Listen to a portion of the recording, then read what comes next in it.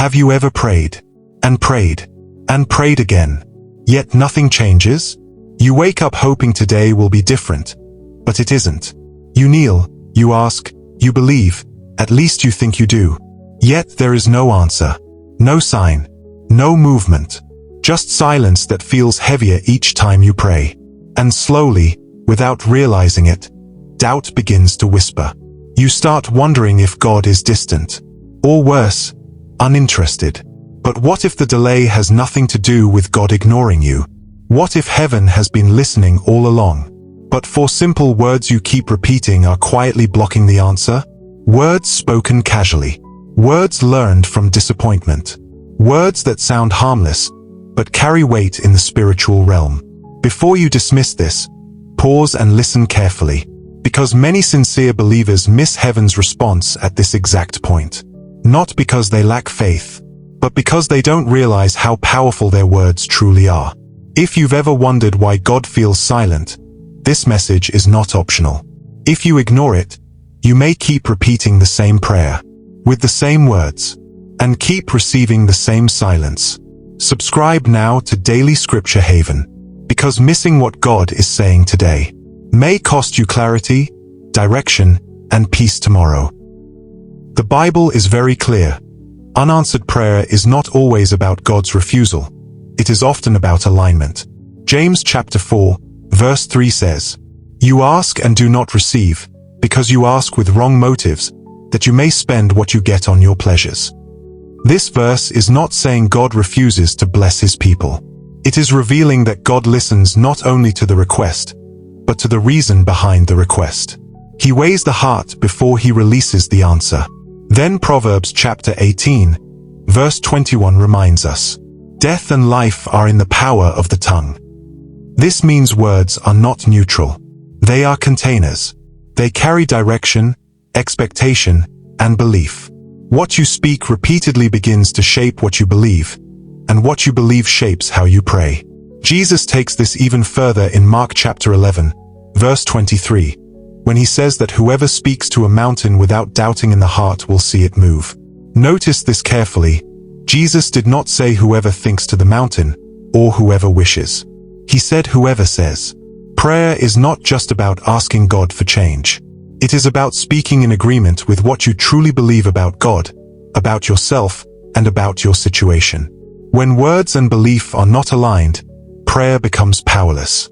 But when your heart, your faith, and your words come into agreement, heaven responds. God listens to prayers, but he also listens to words.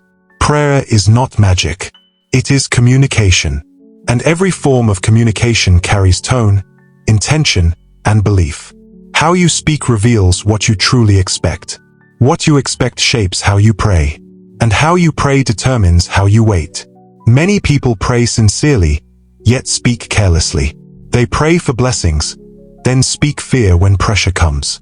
They pray for direction, then speak doubt when answers delay. They pray for God's will, yet quietly insist on control. God hears the prayer, but he also hears the heart behind the words. There are 4 words that often block prayers. Not because God is weak, slow, or unwilling, but because words expose what is happening inside us. Word 1, if. God, if you can help me. God, if you are listening. This word sounds respectful, even humble, but it often hides uncertainty. It places a question mark where faith should stand. In Mark chapter 9, a desperate father brought his demon-possessed son to Jesus and said, "If you can do anything, have compassion on us." Jesus responded with clarity, "If you can believe, all things are possible." The issue was never Jesus' ability. It was the man's hesitation. Faith does not deny difficulty, but it refuses to doubt God's power. Replace if with trust. Say instead, "God, I trust you. Help my heart align with your will." Word 2, why, spoken in complaint. There is a holy why that seeks understanding, and there is a bitter why that questions God's goodness. The Israelites repeatedly asked why in the wilderness. Why did you bring us here? Why is life harder than before? Why not return to Egypt? They prayed, complained, and doubted. And that generation never entered the promised land. Not because God broke his promise, but because their words revealed resentment instead of trust. Change, why is this happening to me? 2. Lord, what are you teaching me here? Word 3. Always. This always happens to me. I always fail. God never shows up for me. This word creates emotional finality. It locks the heart into patterns of defeat. In 1 Kings chapter 19, Elijah declared, "I am the only one left." But God corrected him. There are still 7,000 who have not bowed. Elijah's words made the situation feel finished, even while God was still working behind the scenes. Replace always with truth. Speak what God says, not what exhaustion says. Word 4. Just. God, I just want. Lord, I just need a little help. This sounds modest, but it shrinks expectation. It treats God's power as limited. Jabez prayed differently in 1 Chronicles 4 verse 10. "Oh, that you would bless me indeed." And Scripture records simply, God granted his request. Stop minimizing your prayers. God is not intimidated by bold faith. If you're waiting, and the days feel longer than they should, if you've been rejected, and the silence still stings, if discipline feels painful, confusing, or unfair, if growth feels slow, hidden, and unnoticed, pause for a moment and check your words. Not the ones you speak in public, but the ones you whisper to yourself. The ones you repeat in frustration. The ones you speak when prayers feel unanswered.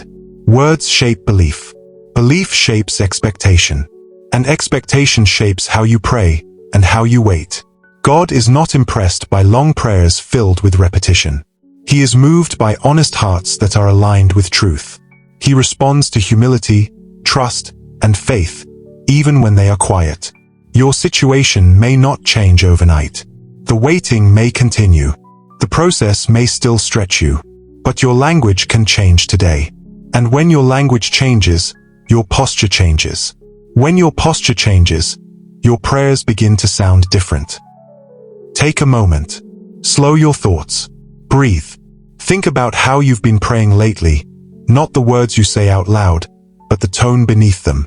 Think about how you speak about your life when no one is listening, when disappointment is quiet and hope feels tired.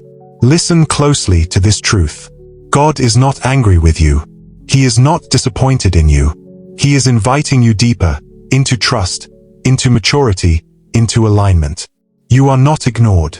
You are not forgotten. You are being shaped in ways you cannot yet see. God often works silently before he works visibly. And in those quiet seasons, your words matter more than you realize. When your words begin to change, your posture begins to change.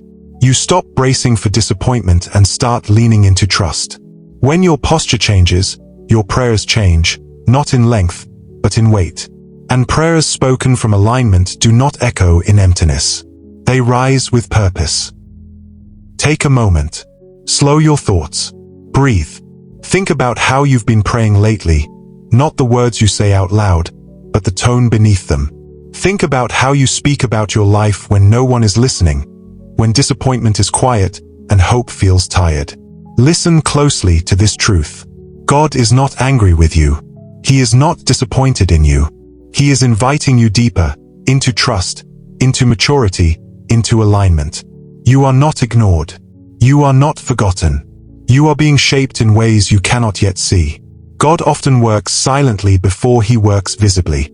And in those quiet seasons, your words matter more than you realize. When your words begin to change, your posture begins to change. You stop bracing for disappointment and start leaning into trust. When your posture changes, your prayers change, not in length, but in weight. And prayers spoken from alignment do not echo in emptiness. They rise with purpose.